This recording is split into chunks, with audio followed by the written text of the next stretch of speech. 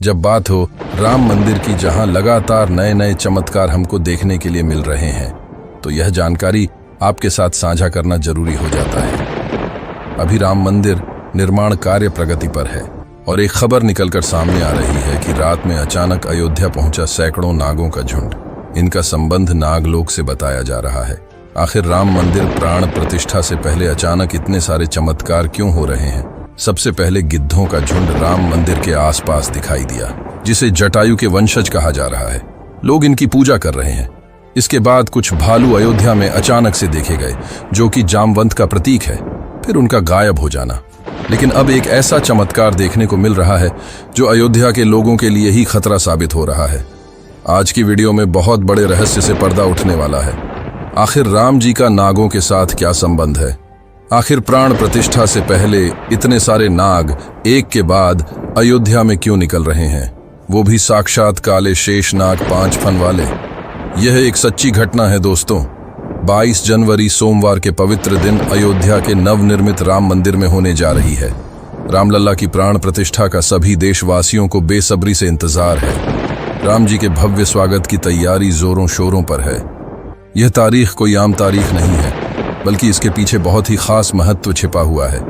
आखिर राम मंदिर की प्राण प्रतिष्ठा के लिए 22 जनवरी का समय ही क्यों चुना गया? इसके पीछे का रहस्य जानकर आपके भी होश उड़ जाएंगे। त्रेता युग में प्रभु श्री राम का जन्म अभिजीत मुहूर्त में हुआ था। 22 जनवरी सोमवार के दिन मृगशीर्ष नक्षत्र में अभिजीत मुहूर्त का संयोग बन रहा है। यही कारण है कि इस स्थिति को रामलला की प्राण प्रतिष्ठा के लिए चुना गया है। साथ ही यह भी माना जा रहा है कि इस शुभ मुहूर्त में रामलला की प्राण प्रतिष्ठा करने से प्रभु श्री राम सदैव मूर्ति के अंदर विराजमान रहेंगे। लेकिन जैसे जैसे प्राण प्रतिष्ठा का समय नजदीक आ रहा है, वैसे वैसे भिन्न भिन्न प्रजाति के शेषनाग अचानक ही अयोध्या में प्रकट हो रहे हैं, जो कि अयोध्या वासियों के लिए खतरा बनते जा रहे हैं। लेकिन गिद्धों का और भालुओं का संबंध तो प्रभु श्री राम से बताया जाता है।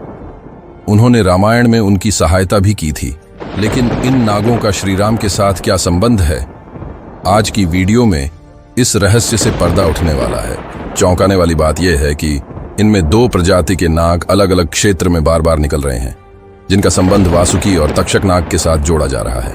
ऐसा कहा जाता है प्रभु श्री राम के भाई लक्ष्मण साक्षात अनंत शेषनाग का रूप है, और वासुकी नाग, तक्षक नाग और शेषनाग तीनों ही आपस में भाई हैं, जिसमें और वासुकी नाग पाताल में निवास करते हैं और शेषनाग बैकुंठ में भगवान विष्णु की सेवा करते हैं।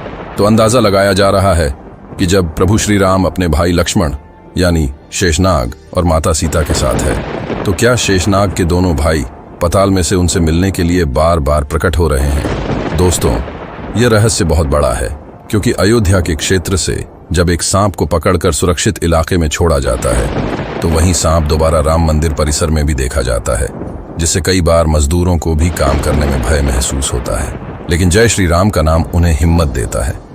लेकिन दोस्तों, प्रभु श्री राम का नागलोक के वीडियो के साथ क्या संबंध है, वो सच्चाई जानकर आपके पैरों तले जमीन खिसक जाएगी, क्योंकि पूरे घटनाक्रम को मल्टीवर्स के साथ जोड़कर देखा जा रहा है, जिसे हिंदी में सृष्टि चक्र कहा जाता है।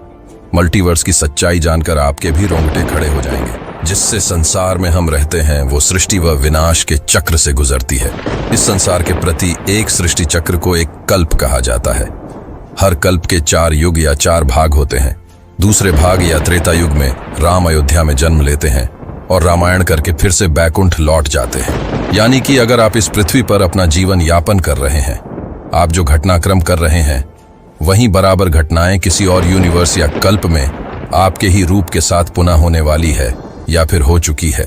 आगे मल्टीवर्स की सच्चाई को साबित करने के लिए एक ऐसी पौराणिक घटना आपको बताएंगे, जिसे जानने के बाद आपको भी मल्टीवर्स की सच्चाई पर यकीन होने लगेगा। इस दुनिया में केवल 3 विद्वानों को मल्टीवर्स को देखने की और उनमें जीने की, टाइम ट्रैवल करने की इजाजत दी गई है, जिसमें पहले है वासुकी नाग, दूसरे है तक्षक नाग और तीसरे है काकभूषुंड देव। तक्षक और वासुकी नाग के बारे में हम आपको बता चुके हैं, लेकिन सवाल उठता है, आखिर काकभूषुंड कौन है और आखिर इन्हें प्रभु श्री राम ने अमर कैसे बनाया?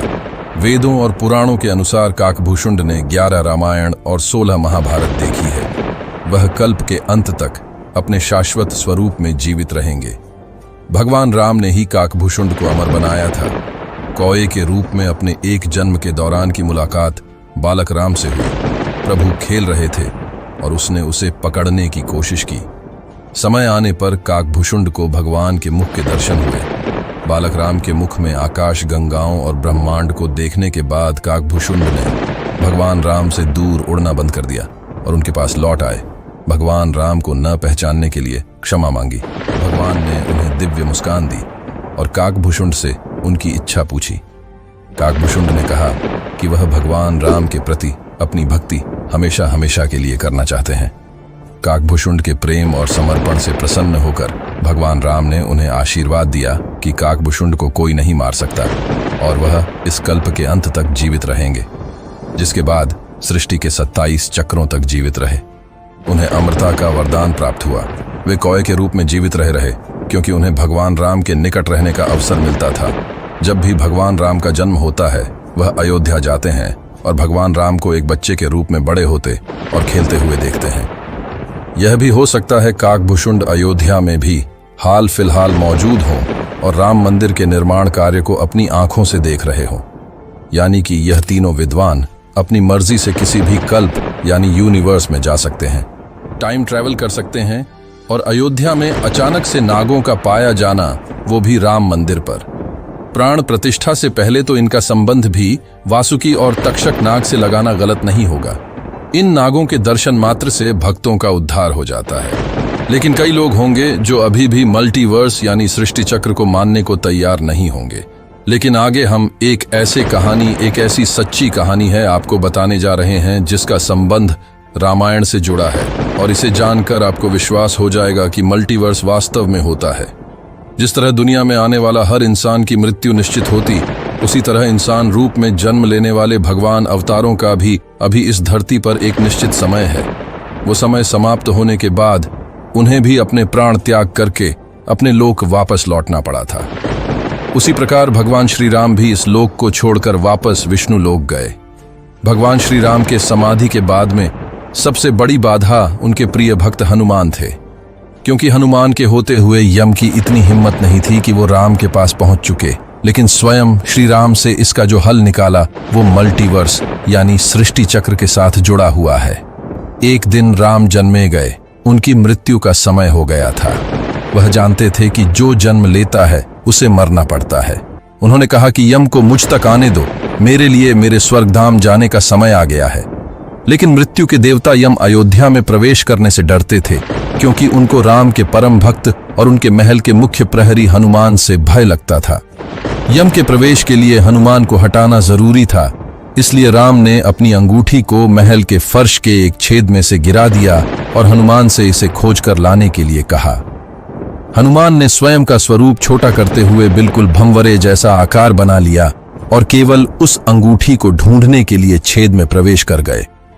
वह छेद केवल छेद नहीं था, बल्कि एक सुरंग का रास्ता था जो सांपों के नगर नागलोक तक जाता था।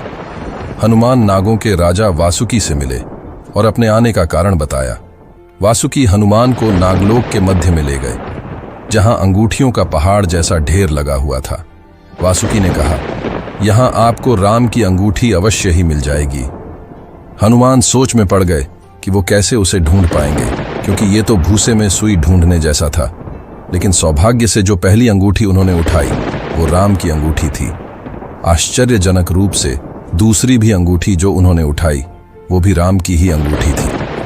वास्तव में वो सारी अंगूठी जो उस ढेर में थी सब एक ही जैसी थी।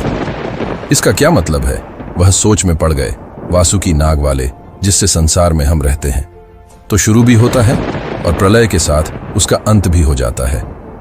प्रत्येक कल्प में चारों युग आते हैं और समाप्त भी होते हैं, और हर सतयुग के अंत में एक वानर इस अंगूठी का पीछा करता है और पृथ्वी पर राम मृत्यु को प्राप्त होते हैं। इसलिए यह सैकड़ों हजारों कल्पों से चली आ रही अंगूठियों का ढेर है। सभी अंगूठियां, वास्तविक अंगूठियां गिरती रहीं और इनका ढेर बड़ा होता रहा। भविष्य के रामों की अंगूठियों के लिए भी यहाँ काफी जगह है।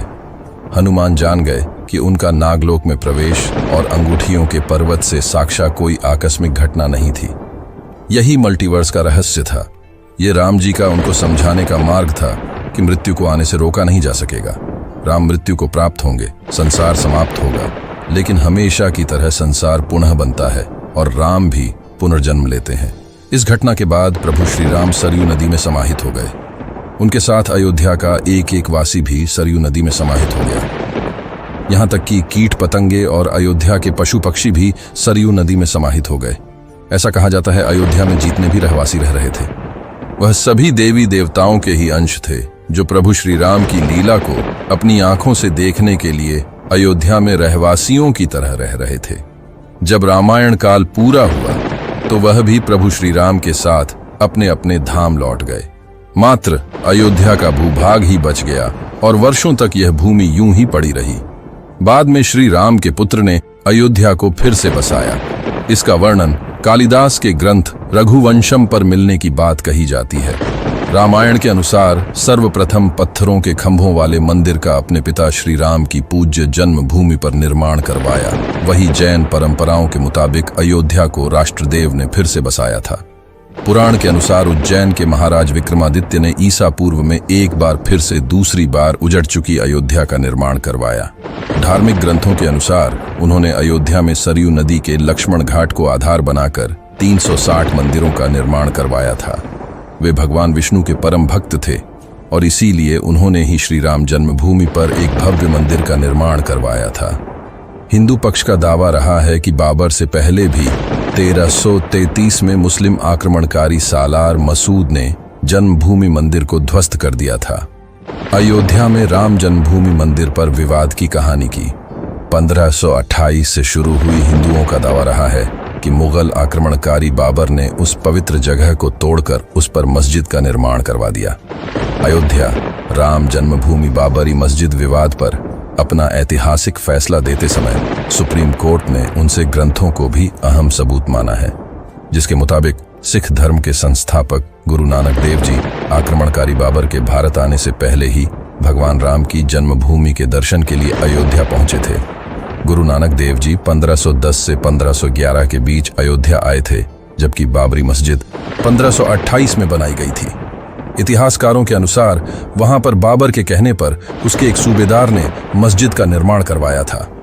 23 दिसंबर 1939 को राम जन्मभूमि मंदिर के इतिहास में एक बार से जबरदस्त मोड़ आ गया।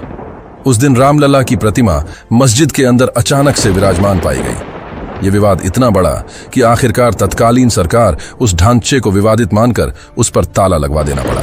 6 दिसंबर 1992 को अयोध्या में राम जन्मभूमि आंदोलन से जुड़े लाखों कार्य सेवक जुटे थे।